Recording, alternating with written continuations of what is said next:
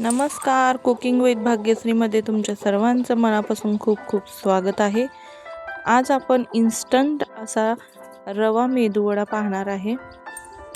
खूपच असं झटपट तयार होतो, जास्त मेहनतही नाही आणि जास्त साहित्य नाही. चला तर रेसिपीला सुरुवात करू.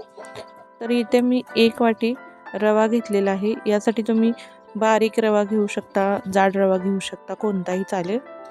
यासाठी इथे मी कढई ठेवून घेतलेली आहे. या कढईमध्ये आपण जेवढा रवा घेतलाय त्याच्या 1.5 पट असं पाणी टाकणार आहे. जेवढा रवा आहे 1 बाउल. आणखीन थोडंसं पाणी मी इथं टाकून घेतलेलं आहे. आता यामध्ये मीठ टाकायचे आहे.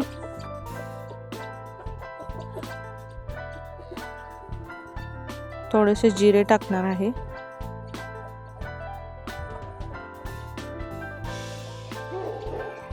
आता थोडीशी बारीक चिरलेली कोथिंबीर टाकते. आता या पाण्याला छान अशी उकळी येऊ द्यायची.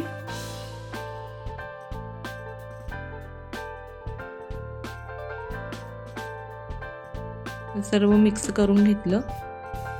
आता एक उकळी आली की लगेच आपल्याला यामध्ये रवा टाकून घ्यायचा. हे पहा उकळी आली. आता असं फिरवत आपल्याला हा सर्व रवा यामध्ये मिक्स करून घ्यायचा आहे आणि याचा घट्टसर असा एक गोळा बनवून घ्यायचा आहे, एक डो बनवून घ्यायचा आहे आपल्याला.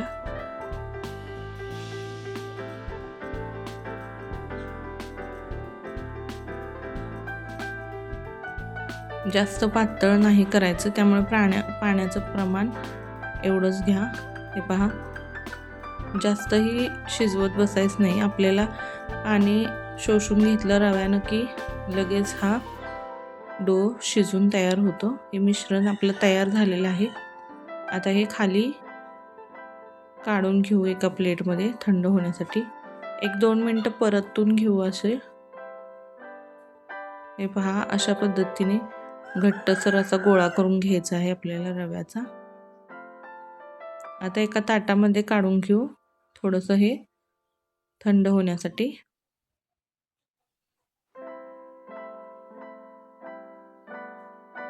तुम्हाला या मिश्रणामध्ये तुमच्या आवडीनुसार कोणत्या भाज्या घालायच्या आहेत ते देखील चालतं. मटर घालू शकता, किसलेलं गाजर घालू शकता. आता हे मिश्रण हलकं कोमट होऊ द्यायचं आणि मग छान असं मळून घ्यायचंय. आता थोडं गरम आहे.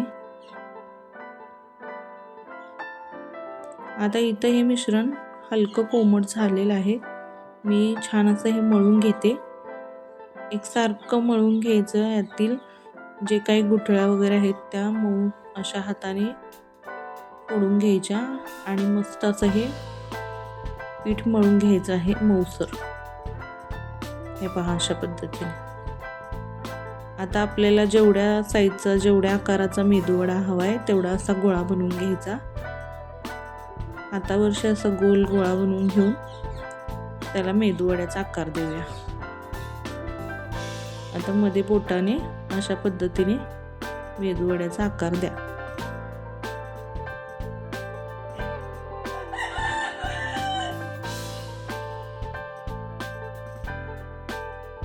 हे पहा, दोन्ही बाजूने आपल्याला यामध्ये अशा पद्धतीने बोट घालून होल पाडून घ्यायचे आहे.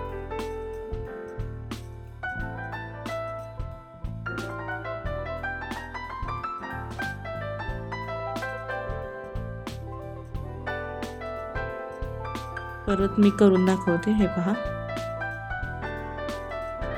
मस्त असे आपले इथे रवा मेदूवडा तयार करून घेते आता सगळे अशा पद्धतीने. हे पहा, इथे मी सर्व मेदूवडे तयार करून घेतलेले आहेत. मी जरा मोठ्याच आकाराचे करून घेतलेले आहेत, त्यामुळे एवढ्या प्रमाणात माझे 16 मेदूवडे तयार झालेले आहेत. आता हा रवा मेदूवडा आपल्याला हाय फ्लेमवर तळायचा आहे. अगदी कडकडीत जास्त गरम तेल लागतं याला.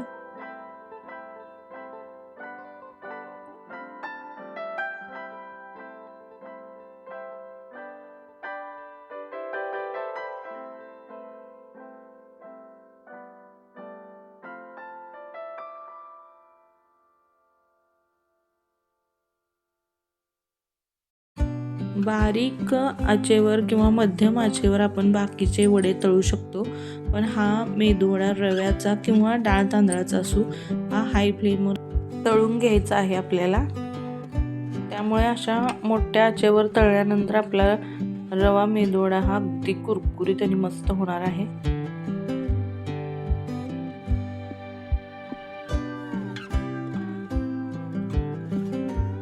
हे वडे अगदी छान कुरकुरीत तयार होणार आहेत आणि छान असा रंग बदलेपर्यंत आपल्याला हे वडे तळून घ्यायचे आहेत. मस्त क्रिस्पी होतात, जास्त तेल पीत नाहीत. हे पहा किती मस्त असा रंग आलेला आहे. आपला मेदूवडा तळून झालेला आहे. आता मी एका जाळीवर काढून घेते, म्हणजे उरलेले तेलही नितळून जाईल. मस्त असं झालेला आहे, अगदी कुरकुरीत असा हा रवा मेदूवडा. बाकीचे हे सर्व मेदूवडे आपल्याला अशाच पद्धतीने हाय फ्लेमवर तळून घ्यायचे आहेत. तुम्ही पाहू शकता किती पटपट आपले हे मेदूवडे इथं बनवून तयार होत आहेत.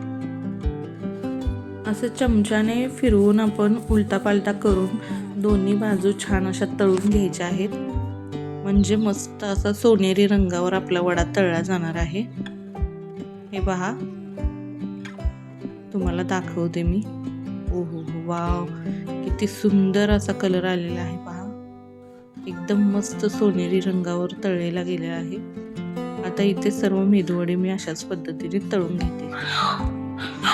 बाहेरून एकदम कुरकुरीत आणि आतून एकदम पोकळ मस्त असे गरमागरम इथे आपले रवा मेदूवडा तयार झालेले आहेत. चवीला तर खूप भारी अप्रतिम लागतात. हे गरमागरम वडे मी खोबऱ्याच्या चटणीसोबत सर्व केले आहेत. खोबऱ्याच्या चटणीसोबत ओल्या खोबऱ्याची चटणी जरी बनवलेली आहे, त्याच्यासोबत हा रवा मेदूवडा अप्रतिम मस्त असा लागतो. तुम्हाला मी इथे एक रवा मेदूवडा दाखवते. मस्त असा वरून कुरकुरीत झालेला आहे आणि आतमधून तुम्हाला दाखवते. हे पहा, आतमधून अगदी स्पॉन्जी हलका फुलका झालेला आहे. खूपच छान टेस्टला आहे. तुम्हाला ही रवा मेदूवडा रेसिपी कशी वाटली? आवडल्यास एक लाईक नक्की करा आणि नवीन असाल तर आपल्या ह्या चॅनलला सबस्क्राईब करा. परत भेटू अशाच एका नवीन आणि छानशा रेसिपीसोबत. तोपर्यंत सर्वांना धन्यवाद.